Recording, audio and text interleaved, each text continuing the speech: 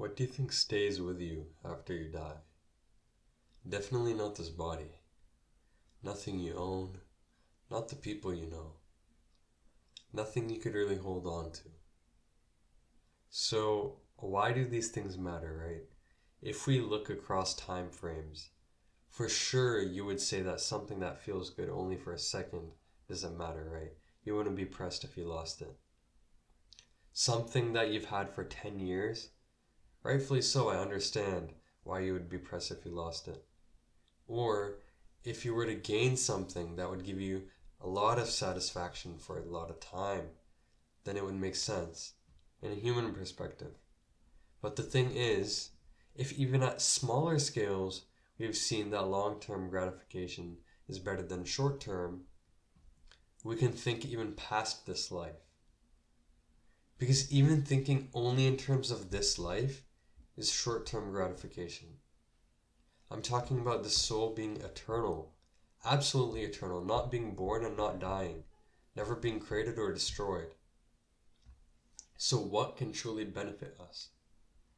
What is actually meaningful? Because any car, any person, connection and love are good. Don't get me wrong. But the attachment that you make in your mind, the fear, greed, anger, envy, all these things that you cling on to, because you believe all this is so real, that's not doing you any favors. I believe we've come to this planet for a very specific purpose, and we should fulfill this purpose, otherwise it's a waste. So what you could do is you could implement virtue into your life. The virtue is going to stay with you. If you believe that we have a subtle body, the patterns imprinted into the subtle body, the actions, the karma, that stuff is going to follow you. But what's here, what you see right now, is not going to follow you. So what can you bring with you? You could bring contentment, truth, self-control and discipline, compassion for others, compassion for yourself, and forgiveness. These kind of virtues are going to save you. And I don't believe in the prison planet theory per se, but I was thinking about it when thinking about this video topic, right? Because people think that they're just going to be able to somehow escape the reincarnation trap by just being aware that, oh, there's a light at the end of the tunnel and I'm somehow going to be able to outsmart the manipulation. If on this planet you're outsmarting the manipulation, how are you meant to suddenly outsmart the manipulation at the end? Because on this planet, I see people instantly switch flipped on their brains, whether it's some entertainment, media, drugs, any kind of addictions, completely control their mind. Some people do acknowledge that trap in the prison planet theory that, oh, they might blast you with bliss, and that complete blast of bliss that might be better than any feeling you've ever experienced might pull you back to wanting to experience more, or seeing your loved ones, family, this and that. But how do you expect to remember all that cognitively? Because you know that you don't always act your best. For example, when you're hungry, people act different. In certain moods, under certain premises, and certain pieces of information, people don't act the same. So if that theory is real, and I don't necessarily believe in it, though I do believe that there's some sort of mechanism that keeps us keep on coming back in reincarnation, we have to consent in some way. And I made a TikTok video about how every instance of manipulation, we consent. Whether it's through our fear, greed, we're participating by giving our emotion. So one example I gave was that course sellers, they make money off of people trying to be greedy, trying to get rich quick. People who abuse each other or manipulate or cheat in relationships, they are using the other person for something, but the other person is using them for something too. Whether it's to fuel their victim complex, whether it's to feel needed, whether it's to feel wanted. You don't use things for emotions in this world. In this world, it's much better to be somebody, be something that's of value. Again, I said in one of my videos, and I really like this, that it's not about what you could get, what you could extract. Because which kind of things are always about getting and extracting? It's parasites, right? No one wants to be a parasite. Instead, it's about what you could be, what you could provide to the world. Like, think about a hero. You want to be like a hero. You want to be like your inspiration. You want to respect yourself. I hear a lot of stuff about self-love, which, sure, it's valid, but a lot of the time I see people using that as an excuse to just let go and do whatever they want, have no self-control. Self-respect is something real, okay? So there's no self-love without self-respect. So again, back to the topic of what's going with you after you die. We know that we're going to die one day. We know this human body life is not permanent.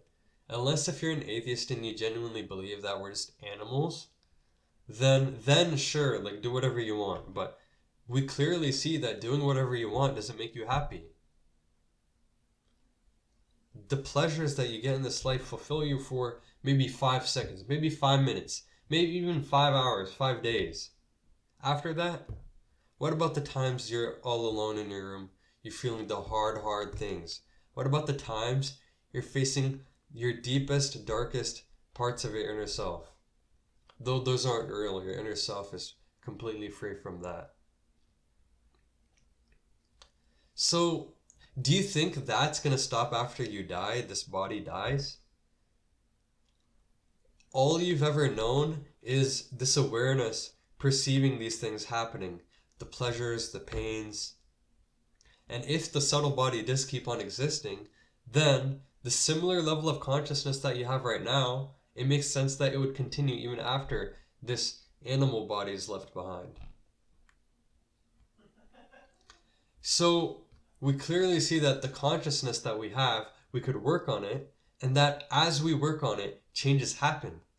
So those deep, dark times that we've had, those are easier to walk through. And the nice times that happen in life, we could actually appreciate. I've had times in my life where I was like, I should be happy right now. Why am I not feeling better? Why am I worried? Why am I worried about this is going to go away real quick? As you work on your mind, as you work on your consciousness and embody virtues, you'll truly move more into a flow.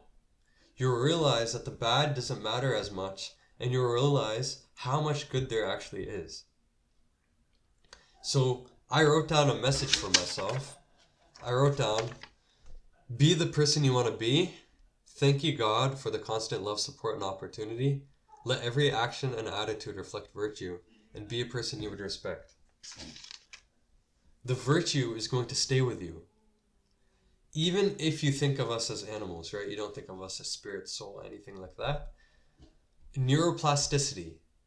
What we fire often, what neurons fire, that's going to repeat, that's going to become easier to fire, and it's going to become automatic. I've noticed that as my character changes, it's easier, and it's more automatic, and I don't even have to think about it. Honestly, I forgot a few things about how I became this way. I don't remember the details like, oh, how hard it was, all the things that happened, because that doesn't matter. That's all part of the journey. That's normal. I am grateful for it though. So this video is getting longer than the other ones, and we've jumped a few topics, but I just want to emphasize over and over, virtue is going to stay with you. Be, as corny as it might sound, be a good person, be a strong person, be an inspiring person. This is genuinely going to bring you happiness. There's innate satisfaction in this kind of stuff. The thing is, you can have this innate satisfaction and you can have a bit of pleasure. But you don't put weight on it, because then if you put weight on the pleasure, you're going to put weight on the pain. If you put weight on the pain, you're going to put weight on the pleasure. So see all the things that are constant and in your control. Okay? Because if you place emphasis and weight on things that are out of your control, you're going to get disappointed over and over. This is common. Sometimes people place their hopes and happiness and pride in their job. Sometimes they place it in their relationship. Sometimes they place it on their belief system. For example, if you have a belief system like me that I'm talking about in this video, if you attach yourself to it too hard, then even that, when it goes wrong, you might get disappointed. So you live, you do your best, but you don't put your pride in any of these things. That's why humility and prayer are so important too, to God. You don't necessarily need to do a billion different types of practices, but whatever you do with sincerity and good intention, it'll work out. It'll work out. So just remember again and again, I'm going to keep reminding, I'm going to keep making videos about this virtue. And I'm going to talk about how it applies to real world situations too. You could always be virtuous in every single situation.